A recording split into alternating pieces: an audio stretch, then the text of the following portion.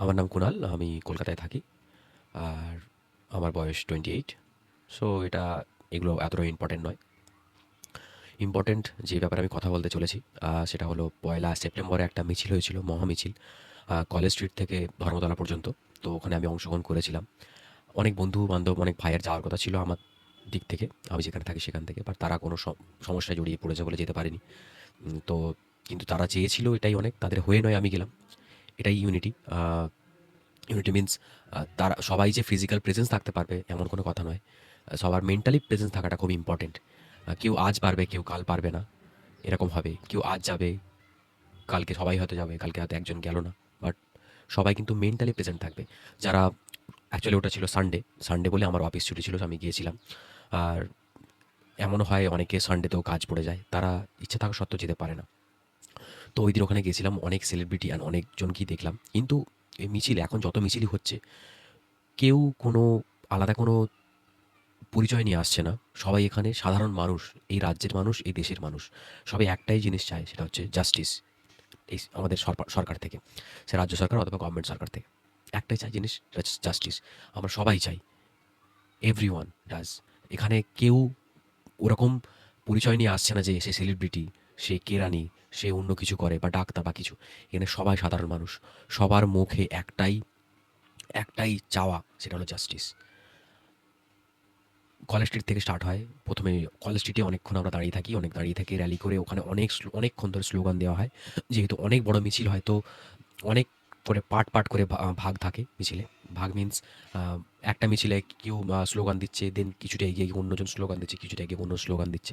প্রত্যেকের কাছে ব্যাটারি চার্জের মাইক থাকে। মাইক থেকে বিভিন্নজন, ছোট বড় সবাই থেকে, আমার থেকে অনেক বয়সী ছোট, তারা স্লোগান দিচ্ছে। তাদের মুখের সাহসিকতা দেখে ভয় মানে ভালো লাগে অ্যাকচুয়ালি। ভয় পেয়ে যায় মিনস আমার মধ্যে ওই জিনিসটা নেই। আমার দেখে এত ভালো লাগলো যে আমার থেকে অনেক অল্প বয়সী মেয়ে ছেলেরা তারা স্লোগান দিচ্ছে। একদম উচ্চস্বরে স্লোগান দিচ্ছে। তাদের স্লোগানে আমরা রিসাইট করছি। একই সাথে তাল মেলাচ্ছি। তো পুরো কলেজ স্ট্রিট থেকে ধর্মতলা পর্যন্ত হয়। ধর্মতলাতে ওখানে গিয়ে আমরা একসাথে জমায়েত করি। জমায়েত করে ওখানে স্টেজেতে অ্যা এই আমার তিলোত্তমা পেজের যে admin, one of the admins maybe Sohini, একটা অ্যাক্ট্রেস সোহিনী, আমাদের যে বাংলার অভিনেত্রী, উনিও আছেন এর মধ্যে। উনি একটু মানে উনিও মেইন এখানকার।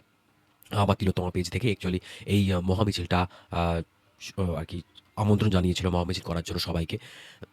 সবাইকে এখানে আমন্ত্রণ জানিয়েছে। শুধুমাত্র আমরা তিলোত্তমা পেজ থেকে এরকম অ্যাডমিন নয়, এটা ইনি বললেন। খুবই ভালো কথা বলেছেন।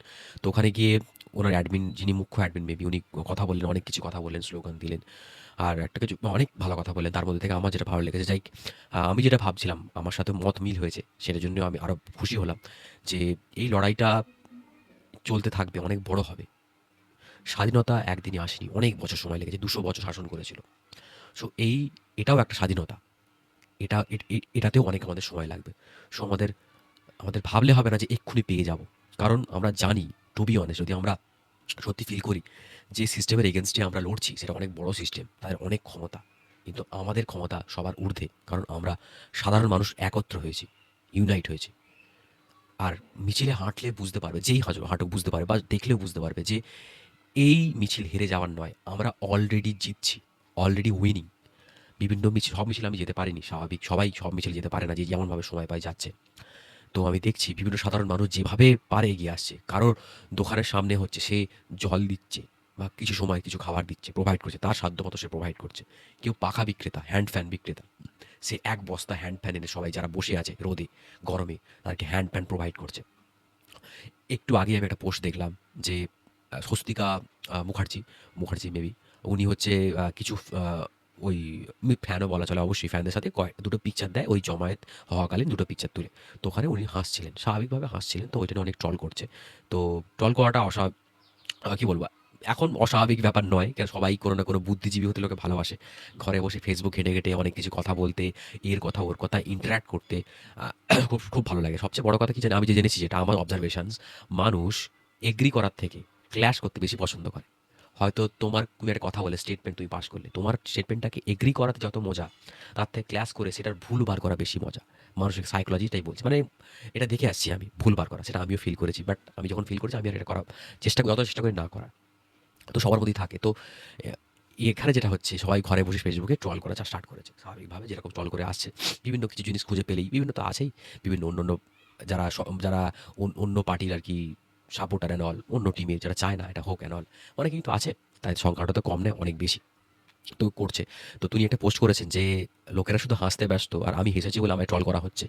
এটা নিয়ে অনেক, অনেক খারাপ কথা বলা হচ্ছে, বাজেভাবে ট্রল করা হচ্ছে।" কিন্তু এটা কেউ জিজ্ঞাসা করলো না, ভাবলেও না যে এতগুলো মহিলা রাস্তায় বেরিয়ে যে জমায়েত করছে, তাদের মধ্যে যদি কারোর বাথরুম যাওয়ার প্রয়োজন হয়, তিনি কোথায় যাবেন? কারণ আমরা জানি কলকাতার রাস্তাঘাটে সব জায়গায় পে অ্যান্ড ইউজ টয়লেট থাকে না।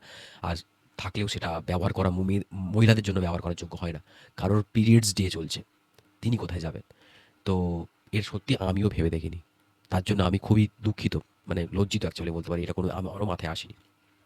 হয়তো জেনেও আমি হয়তো সেভাবে কোনো হেল্প করতে পারতাম না। কিন্তু মাথায় আসা অবশ্যই উচিত ছিল।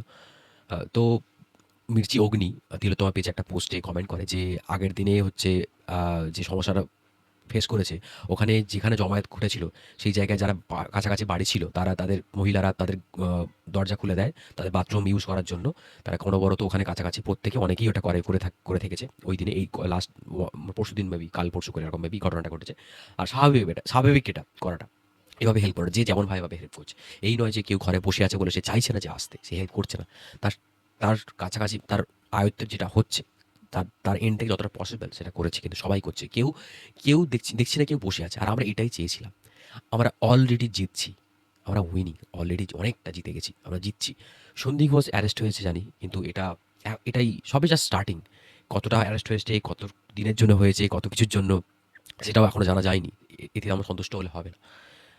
তো আ মির্চি অগ্নি যেটা বলেছেন যে, আজকে বিভিন্ন জায়গায় মিছিল হবে। তো এখানে হচ্ছে বিভিন্ন টয়লেট আ যেগুলো আরকি ক্যারি করা যায়। লাইক গাড়ি যেখানে কোনো বিভিন্ন রকম সিনেমা সেট বা কোনো ফাংশন হলে যেরকম পোর্টেবল টয়লেটে যে বড়, বড় প্লাস্টিকের যে একটা কিউব টাইপের একটা শেপ হয় না? তো ওইগুলো বিভিন্ন জন আয়োজন করছে। মানে লাইক ব্যবস্থা করছে। আয়োজন বলাটা ভুল হয় মেবি। আমি সরি ফর দ্যাট। তো অনেক ব্যবস্থা করছে যেখানে জমায়েত হচ্ছে। তো এটা খুবই ভালো ব্যাপার। চেষ্টা করছে। অবশ্যই মাথায় আসেনি। কিন্তু যখন এসছে তখন আর ভুলটা করলে আর হবে না। তো এই একতাটা আমার মনে হয় না আমরা হারবো। আমরা জিতবো। এটা নিশ্চিত। ওকে।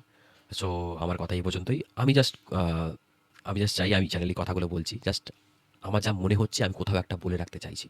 সেটা লোকের কাছে পৌঁছালে যদি সেটা তারা সহমত হয় অবশ্যই তারা শেয়ার করুন। সাবস্ক্রাইবার দরকার নেই, লাইকও দরকার নেই। যদি মনে হয় এই কথাটা আপনি অন্যজনকে নিজের মুখে বলে দিন। আমি জাস্ট করছি, I just want to say something about this. আমরা জিতবই। We want justice. আমরা তিলোত্তমা। তুমি লড়বে, আমি লড়ব। আমরা জিতবই। জিত আমাদের হবেই। আমরা হার মানব না। আমরা লড়ে যাব। যতদিন না জাস্টিস পাচ্ছি, যতদিন না আমরা জিতছি। এটাও একটা স্বাধীনতার লড়াই। Thank you.